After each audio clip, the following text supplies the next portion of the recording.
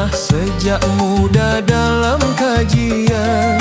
Dialah sang penjaga lurusnya pemahaman, menyinari zaman dengan hujah yang terang. Ia bicara dengan kitab dan nalar, menguraikan masalah dengan bukti yang benar. Tak takut dihujat, tak gentar disalahkan, karena berniat demi tegaknya kebenaran. Sang penjaga ilmu dari Jawa Timur, cahaya hujah di tengah bisingnya tutur, menegakkan data, meluruskan pandangan, demi kemurnian sejarah dan keimanan. Itulah dia,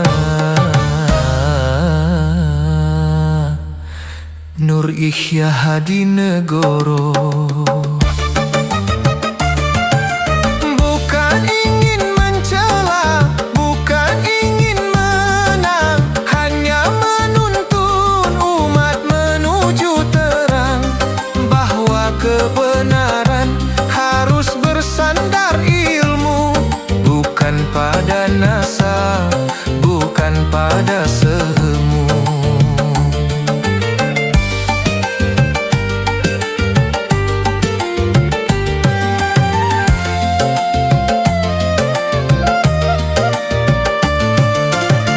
Langkahnya teguh meski badai menghadang, ia memilih benar walau harus seorang. Dalam hening malam ia memohon perlindungan, ya Rabbi tunjukkan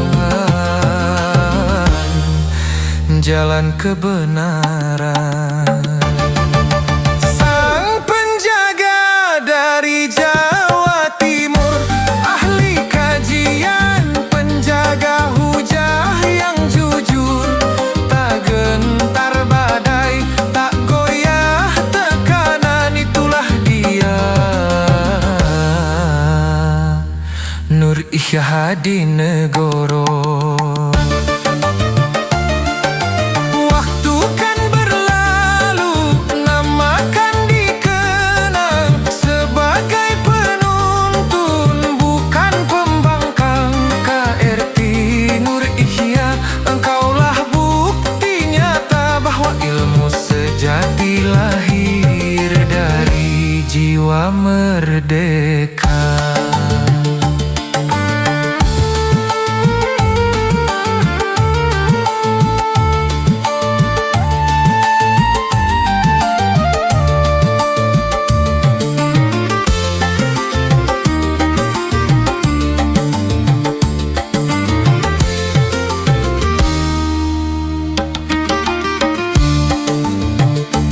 Tak gentar ia berdiri di tengah perdebatan, hanya dalil yang ia jadikan pegangan. Di setiap sujud ia titipkan harapan, ya Allah engkaulah hakikat tujuan. Wahai para penuntut dan pencari makna, jangan terjebak tirai yang menipu mata.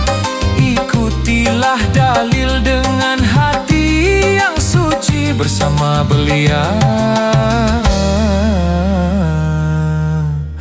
sang penjaga ilmu sejati.